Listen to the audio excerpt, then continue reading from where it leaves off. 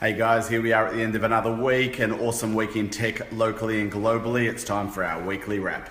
Alright, so let's start with the rumors. Amazon coming to Australia, Twitter going to be sold, Snapchat IPO in 2017 for $25 billion. They're the rumors.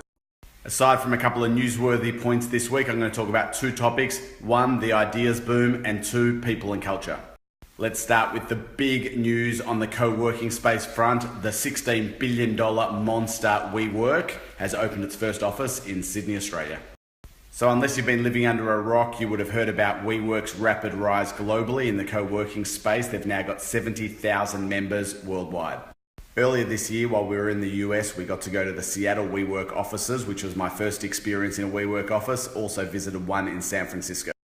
The members inside these co-working spaces was a mix of startups, corporates, and even venture capitalists, which will be really interesting in the context of Sydney with Fishburners, Stone and Chalk, Tankstream Labs. They've got a lot of the startup community.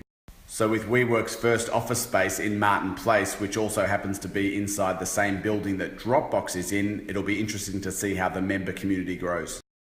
No doubt this will be the first of many WeWorks we see across Australia.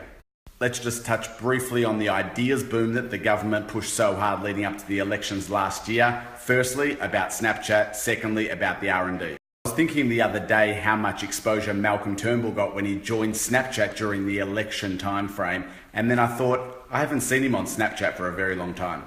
I'm a big believer of testing out new technologies as they come out because your audience hangs out on different parts of the internet and you need to be where your audience is.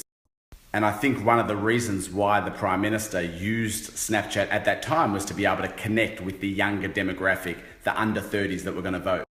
So I think two things here. One, you need to understand where your customers are or your audience is that you're looking to engage with. But at the same time, you can't be on every single social media platform. Know where your customers are, build your content strategy around it. Don't get distracted by all the social media platforms and commit to the strategy, because it's people like me that will start following you if I'm interested in who you are or the content that you share, but when you go radio silent for so long, I get put off. The second piece of information about the ideas boom I want to talk about is the R&D tax incentive review that was released this week. Rather than going into all of the detail around the R&D tax incentive review, I'm just going to focus on the cap of $2 million that they've put in place for cash rebates. The $2 million is an annual cap that will take place for small to medium businesses, which also includes startups.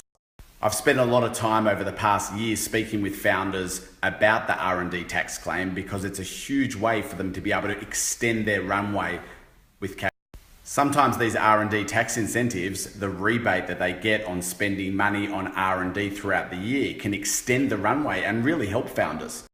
It also talks to the people strategy for a founder in terms of where they're going to locate their teams, because the rebate is significant for a startup. So the ideas boom and the government talks about increasing jobs, increasing innovation, but then they're talking about capping the R&D tax incentive.